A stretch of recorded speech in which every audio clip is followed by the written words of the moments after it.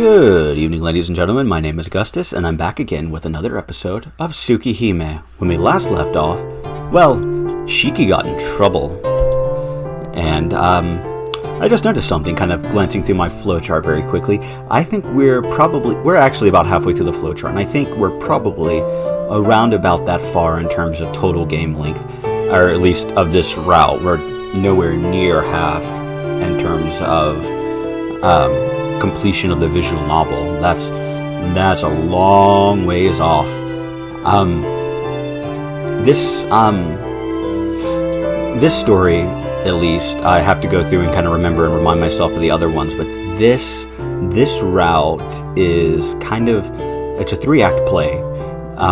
Act 1 and Act 3 are longer. I think Act 1 is a little bit longer than Act 3, but part of that is because it includes the introductory section, the one that, up into the part where it breaks off and you can choose between near side and far side. So I'm kind of not going to count that. So without that, Act 1 and Act 3 are about the same length. Act 2 is quite a bit shorter. I'd say we're getting pretty close to halfway through Act 2. Maybe not. I might be misremembering some events that happened in Act 2, but I actually think we're farther in it than, we might realize. And either way, I'm excited. I'm excited to see the end of this. I'm excited to go through it. I'm excited to see the other routes again. I'm excited about a lot of things. Anyway, without any further waffling on and wasting more time as I watch my counter run up, let's get back into it, shall we? Surrounded by the night, Arcueid walks down the street. She looks straight ahead, her white figure with golden hair fluttering. It bears a horrible resemblance to the first time I saw her. No, or perhaps it's like the time she faced off with Nero. For some reason, I have a bad feeling about this. Hey, Arcueid. Arcueid continues to walk without turning around. I want to talk to you. You can at least tell me what you're going to do. Of course, Arcueid just continues walking without turning around. It'd be miserable if I left it like this. I decide to follow her silently for now. The footsteps echo through the night air. And then, Arcueid suddenly stops and turns around. Don't follow me. Don't you understand it's troubling for a normal person like you to follow me around?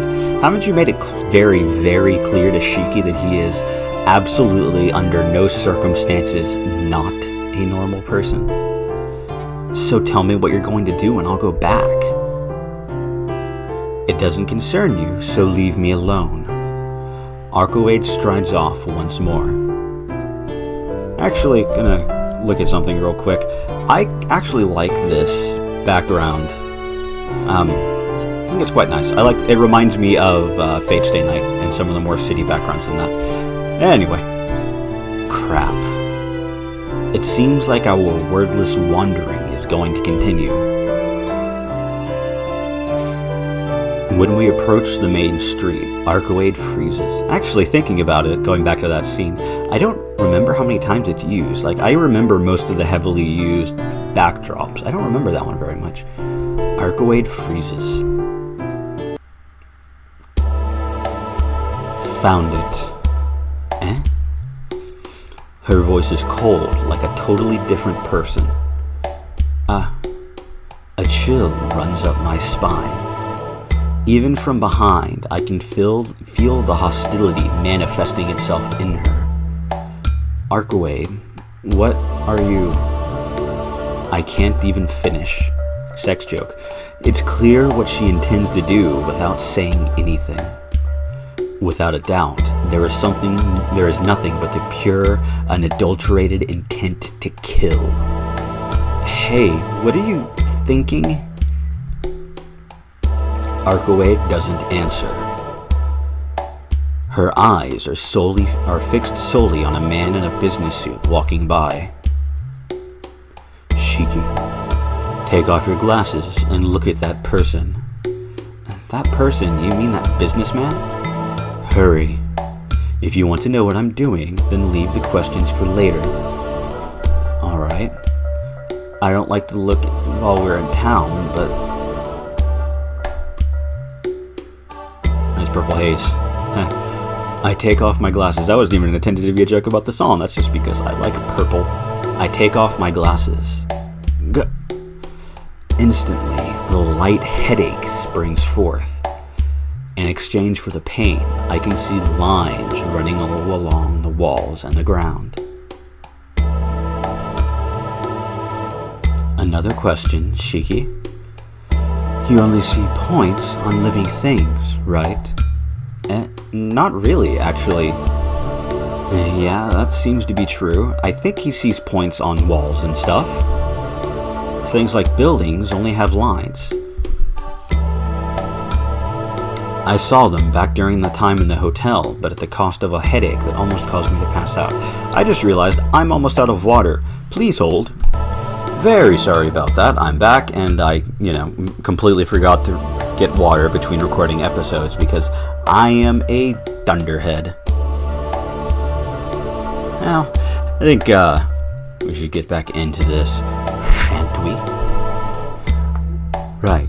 Since you're a living being, you can't comprehend the death of inanimate objects. So, in order to see the death of inanimate objects, you must first connect to a circuit of the same orientation as them. To see, you have to comprehend them first. Then, another question. Shiki, how does that person look to you? It'll just be the same as always. Without thinking, I step backwards. What is that? Certainly, all humans have lines on them, but they only have countable lines, and they also look like geometric patterns. But what is that? There are lines running all through him. Those lines are all over him like blood vessels, so much that I can't even make out his appearance. I want to puke, and I want to pop my neck, but we can't always get what we want. Those black lines, scribbles making a human shape everywhere throughout it. I can see black points that look like they're flowing blood. Shiki, how does it look? I was hoping it would look normal to you. I can't answer. Right now, it takes all of my strength just not to vomit. I see. How unfortunate that you can even see death on that thing. Yeah, it's not normal, but I can still see the lines. I knew it. You can even kill the dead.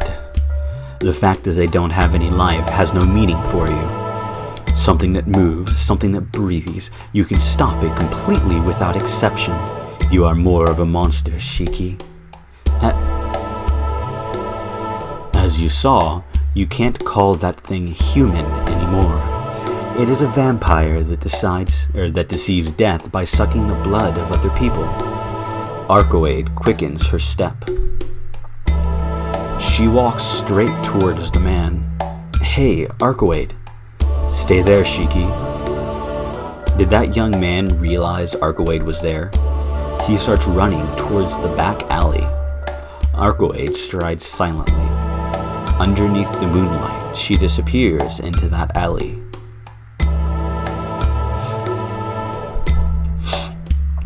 Thump. The sound of my heartbeat is awfully close. Thought they usually play heartbeat sounds at that. Oh, whatever. It's not even real late at night. Even though I'm in the midst of a bustling shopping district, I can't sense anyone besides myself. Thump. My glasses. I have to put on my glasses. If I don't do that, I'll see terrible things. I'll see something so terrible that everything I've seen so far would be nothing in comparison to it. Thump. But my body won't move. My eyes that can see this patchwork world look towards that alley in fascination.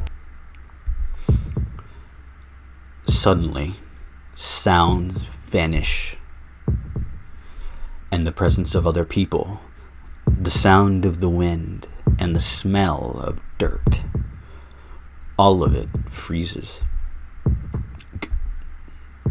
Under the frozen moon, a bizarre noise sounds from the other side of the wall. Go. No way I can see it. I can't hear anything. A sickening sound. But I can see it. My eyes definitely see the sound of death and death crashing. Go. My vision turns crimson. Why do my eyes see death? Something that shouldn't be able to be seen. My glasses. I have to put on my glasses or I'll go insane. I hold back the rising gorge in my throat and use my shaking hand to put on my glasses. Sound and light return. Now that I'm calm, I glance around and see nothing out of the ordinary in the shopping district. The bustling of many people passing by, the brightness of a store's decorated show window, and the sound of rushing car engines. I'm panting excessively. I can hardly breathe. Even though I put my glasses back on, I can still feel a lingering remnant of that death, and it makes me sick. Arcueid. Arcueid walks out from the alley with faltering steps, breathing even harder than I am. Shiki, I see you were still here. Shoulders heaving up and down, she passes by me. Her body sways back and forth, and she walks weakly as if she was sick. To be honest, I still feel nauseous. But seeing Arcueid in pain like that makes me bear it. What in the world? I'm fine, just a little tired, so don't worry. It really doesn't concern you, Shiki. Idiot, if you're that tired, then rest. With such a pale face, you can't be fine. Even as I breathe shallowly for air, I grab Arcueid's arm. Hey now. You say that, but you look like you'll collapse too. It's just my anemia. If you have time to worry about me, worry about your health. It's fine. There's no point in worrying about it anyway. Her breathing really is weak. Don't tell me that wound from that time, it hasn't healed. But I can't bring myself to finish. It's because she got it, saving me. She doesn't answer and looks down. This is affirmation rather than disagreement. What are you doing in your condition? You have to take it easy until you're fully healed. I do think I'm taking it easy. No, you're not. Even if you are at a level beyond human, what in the world were you doing earlier in your condition? I just can't leave her be. I knew it. I just can't leave this person who's always getting into trouble alone. Don't be silent and answer me. Until you tell me, I won't go away. I grasp both of her shoulders. Still looking down, she gives a slight nod. Jeez, you're really persistent. Fine. Let's go somewhere else to talk. Releasing herself, She waveringly starts to walk away. We come to the park. As if walking restored her strength, her face looks as cheerful as always. Well, as you wish, Shiki. I'll talk about whatever you want. I don't know where her previous weakness went, but she looks really haughty all of a sudden. Then I'll ask, but just what was that guy earlier? You said he was a vampire. Was he what you were after? No, he certainly is part of my target, but putting the dead back into the grave isn't my goal. I only got him because he was a minion of my enemy. If I left him alone, he would have killed more people to increase his power. Arcueid. Could you explain it so I can understand? I don't even know if that guy was human or not. Oh. I guess I never really did explain to you in detail about vampires. Nero was sort of an aberration amongst the vampire race, so I didn't really need to explain at that time. What is a normal vampire, then? What I mean is, what you all think... excuse me, that's Arcueid talking in it. What I mean is what you all think of vampires.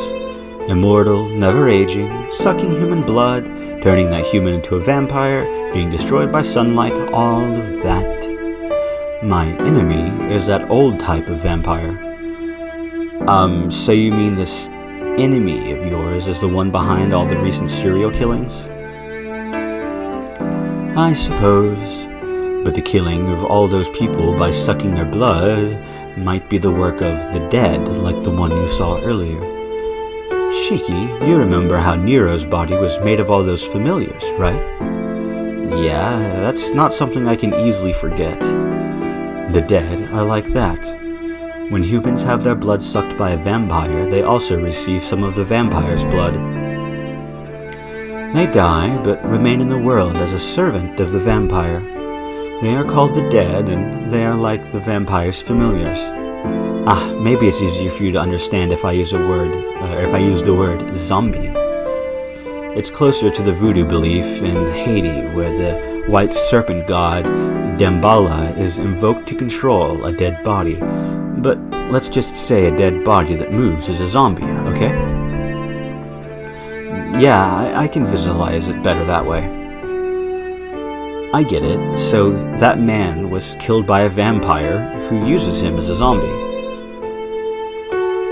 Yes, Arcueid nods happily. Hey, I'm still confused though. Why would a vampire do that? Killing people, not letting them die, but controlling him. What bad taste. You're right, those vampires do have bad taste. But that's something only the dead apostles do. Those who were always vampires from the very beginning do not do such things. Always vampires from the very beginning. I remember. You said there were two types of vampires. Those who were vampires originally and those who were human. When I heard that before, it kind of stuck in my head. I thought it was a little odd. So, what exactly do you mean by those who weren't originally vampires? Simple. I'm just saying that dead apostles used to be human. They either gained immortality through magic or became servants of the true ancestors that sucked their blood. Shiki, you said it was bad taste to use killed humans, but that's just the least of it. There are other vampires who think up worse games. A game? What is that? You guys kill for fun and use their dead bodies as toys? I won't deny that. For vampires, amusement is the same as breathing. For those who were once human but gained imperfect immortality, the greatest enemy is boredom. They didn't have a reason to become immortal to start with, so once they gained immortality, they lost all kinds of greed. Their goal was immortality itself, so I guess that's just the way things are. They're bored, so they want to play. Don't be ridiculous. Isn't it enough that they won't age or die? And that sounds horribly boring. Do they really need anything else? Yes they do. And that's what I said. They got everything they wanted. After that, there is no meaning to existence. As soon as someone realizes they have no value, that their life is stopped, then their meaning of existence disappears too. Immortality is another word for death. So, they start to wear down, and they started to create their own amusement, as if to tell themselves that they could have fun as long as they lived. That's their beginning. They copy humans and see themselves in a game as lords of a castle, expanding their territory. I guess you could call it a country of the dead. It seems they got more enjoyment out of that than they expected. She speaks as if she was talking of other people. Arcueid should be one of those, but she certainly doesn't seem like she has that sort of hobby. I don't think she has many hobbies, actually, from our discussions with her. Well, we'll change the topic, but the dead apostles were originally human. There are a few cases when they became vampires through their own magical research, but the majority of them were humans who had their blood sucked. They are immortal, but they can't last forever. They can only be immortal if they drink the blood of others. Didn't I say their immortality was imperfect? If they can't feed on humans, then their immortality is gone. Wait a minute, isn't that odd? In order to become immortal, they drink the blood of humans, but that doesn't mean new dead apostles will be born every time they do that. That's true, but things could get complex from here. The people who have their blood sucked die, but at the same time, if the dead apostles place a little bit of their blood inside the corpse, the body cannot die. Those bodies were unable to die, stay a number of years in the grave, and when the brain decays and the soul is fixated in the body, they become a flesh-eating corpse ghoul. Only 1 out of every 100 people have this potential, so not everyone gets to stay. Well, there are those with a natural ability to step up, this progress, and become a vampire immediately, but this is so rare it's almost out of the question. So the dead bodies become ghouls, eat the flesh of other corpses in order to sustain their decayed parts. After restoring their bodies fully, they can become zombies, neither of the class of the living corpses, or members of the class of the living corpses, the living dead.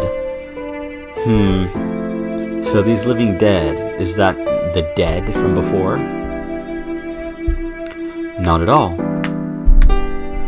The dead are just puppets. The living dead are much weaker than the dead, but they are members of the vampire race with will of their own. They are on a different level than those manipulated dead. And after many years, a living dead is able to restore its intelligence. It becomes a vampire. That's probably about only 1 out of every 10,000 who have this ability. I said it before, but the more potential you have, the higher success rate to stay. We call the dead apostles the one that make all these kinds of vampires. That's still odd. If this game goes on, then won't the world be overflowing with vampires eventually? Not necessarily. The dead apostles usually get killed by the new vampires they created. Didn't I say it before? They act like humans. For their own enjoyment, they place their own blood inside the humans they prey upon. 1 out of 10,000 of those corpses become a vampire and eventually kill their parent vampire, becoming a new dead apostle themselves. Like knights becoming lords through strength of their arms and killing the king, they can only survive by playing these sorts of games. Yeah, I don't really understand why, but I guess that stops them from dying of boredom. The whims of an existence close to a devil, I suppose. Even if they are immortal, if they can't hold on to their meaning for existence, it is an empty immortality. Arcueid remarks how silly it is as she slumps her shoulders. I see. Then that dead you killed earlier, that was something like a soldier of the dead apostles, right? Yeah, not so much a soldier as a puppet. The dead apostles controlled the bodies by skipping the process of becoming a vampire. The dead are completely connected to their parent vampire. In order for them to survive they attack others to eat their flesh, but more than half of that energy goes to their master. Like a queen bee nourished by the worker bees, the dead apostles can use the dead to increase their power while they sleep.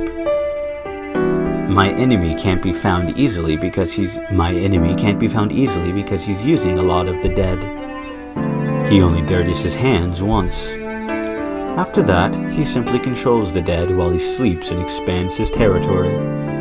They say many bodies are found in the recent supposed serial killings, but those are actually just failures. To tell the truth, there's over 100 victims in this city, but only a small amount. The ones discovered are the ones in the news. What? Over 100? There are that many who have had their blood sucked?